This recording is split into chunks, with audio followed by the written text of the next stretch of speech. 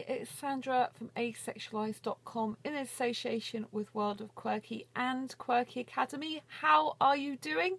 Welcome once again to my beautiful bedroom. As you can you see that? Snow is in the background, eating food. I've got my guinea pigs back this week. They're on vacation at my mum's last week. I do try to upload a video every Monday if I can, to make sure you get your Asexualise fix, as it were. I would love to be doing more videos. I'm just mega busy at the moment with all my other projects, but I have got loads and loads of videos I want to do. I keep thinking of more and more to help you, and you know, it's just a case of finding the time to do them and to make sure you've caught up with the other ones in between. So today I want to talk to you about not having sex for years. Now, one of the questions I get asked quite a bit by people who are sexual is, okay, when they talk to me, okay, so when did you last do it? Okay, so what do you do about, you know.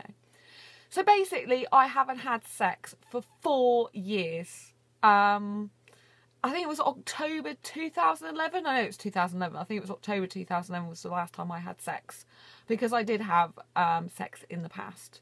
And now I'm personally sex repulsed, as in I don't want to have it. But I do love passionate kissing. I am a really, really grade A in that respect.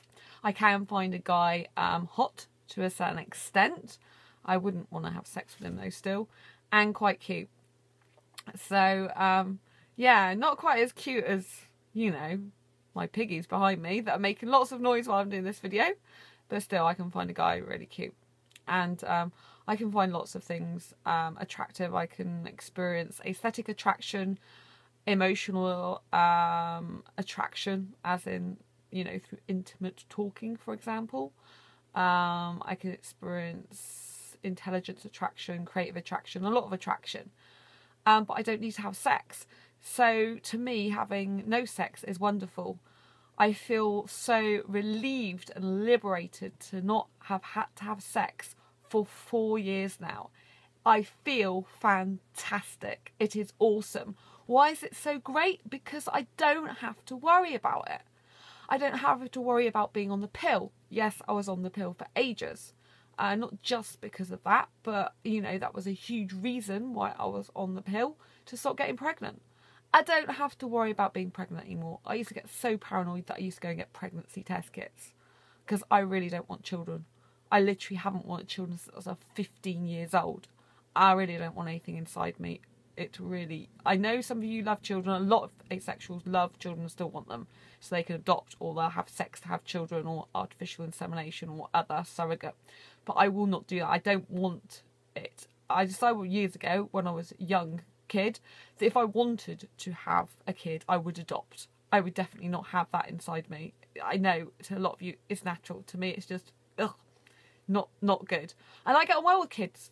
I get on really, really well with kids. But they're like on my level. I'm on their level, because I live like a teenager. I live like a quirky kid, and I love it. So when I see them, like 3 to 4 year olds, whatever, you know, around that age, I'll talk to them about films, and I'll talk to them about Peppa Pig, and I'll talk to them about, you know, the latest superhero movies. I'll talk to them about their clothes and say, oh, I love sparkly things too. So that's the type of conversation we have, and it's just like kid to kid. It's so awesome.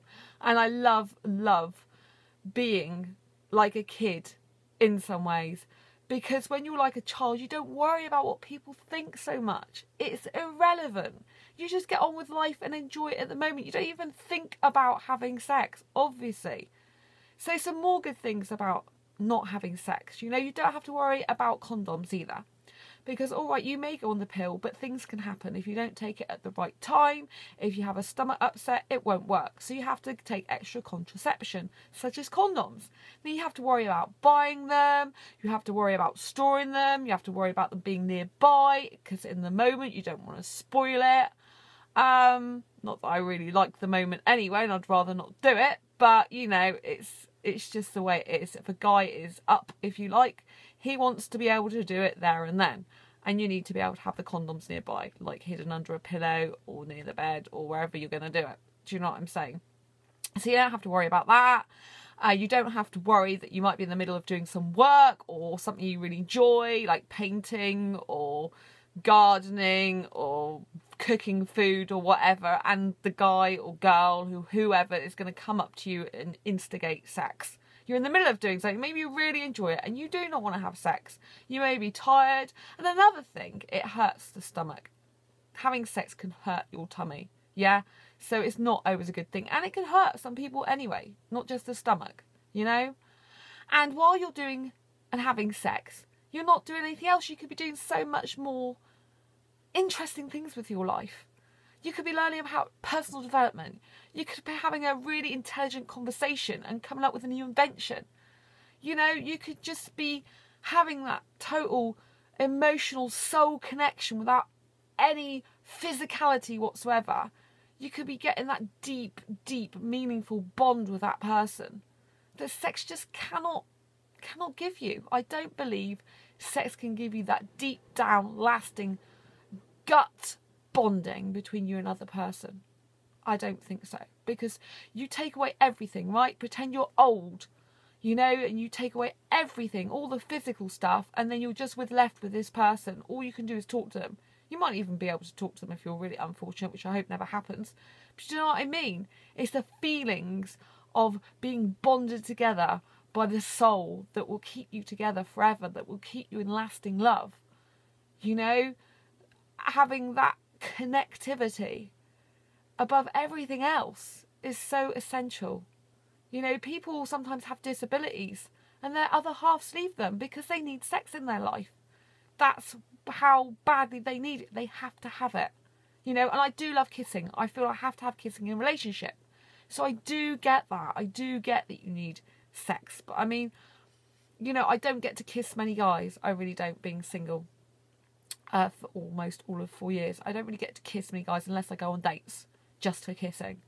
You know, and I suppose that's what guys, you know, do when they have sex on dates. But I mean, I don't do that very often at all. And I don't think it's the same as having sex. Because when you have sex, you could like take someone's virginity away from them.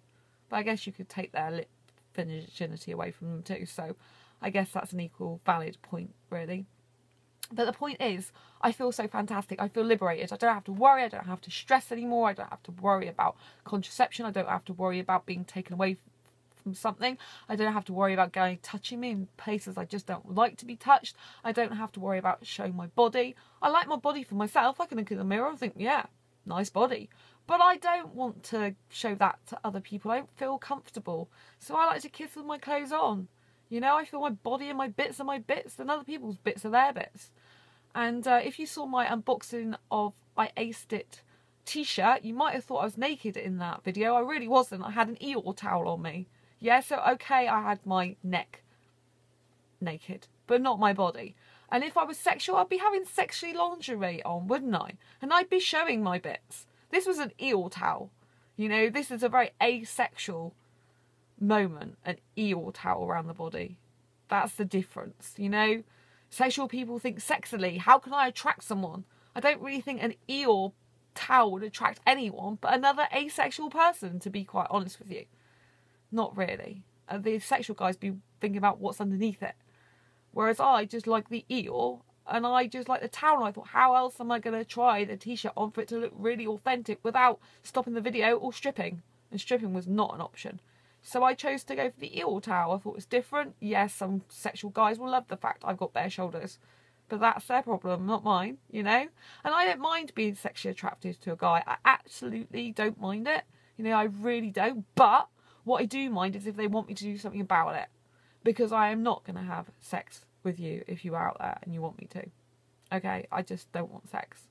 End of story. And I can't be with a sexual guy because he has different needs. And I understand that. I've got really highly sexual friends. And I understand that, you know, if you're sexual, you have sexual needs. Just like I have asexual needs. You know, and I need my asexual needs to be met. And in my experience, when I've been with someone who's sexual, I haven't had that emotional connection with them. The deep emotional connection bond so much. But also, the main thing is I haven't had the intelligent connection. You know, I might have had it for a little while at the beginning while they're trying to get you into bed, basically. Oh, yeah, they'll tell you anything to get you into bed, some guys. But I haven't had that deep intellectual connection, consistently talking and exploring things. You know, I am an intelligent person. I need intelligent stimulation. If I don't have it, I get bored. And I get bored easily anyway, but I need to have that in a relationship. You know, being intelligently made love to, if you like, it's a wonderful thing. I like to be intelligently made love to. It's just great. You know, the deep, intelligent conversation. Oh, it makes me feel so great. You know, it's beautiful, really beautiful. So, you know, that's why I feel fantastic that I haven't had sex for 4 years. I mean, you know, it can hurt. It can be messy. You know, you can go to sleep afterwards. And if you go to sleep, you know, what are you doing with your life? You could be out there having some fun or learning something. Do you know what I mean? If you're just asleep, it's not much good, is it really? No. And sometimes it can be really quick and you're like, what the heck was that all about?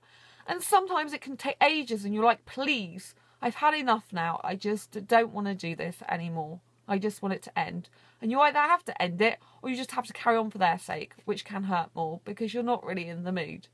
And if you're anxious, if you suffer with anxiety, then whoa, your body is sort of full on angst up and it's going to hurt more. So it's not good for you. You know, you really do not need sex in your life. If you're a virgin or you're celibate, good for it. If you love this video, give it a thumbs up. It's really nice to see you. Share it with all your friends. Keep liking. Please leave me your comments below. I'd love to know what you think. I really, really would. And if you are on Facebook, check out my new Facebook page. You can type in Asexualise in Facebook. But actually, when you go to type in the page, it's Asexualise, but the S has been replaced by a C. Because Facebook won't allow you to use the word asexual in a group or Facebook page name. Which is rather rude, I think. So, yeah.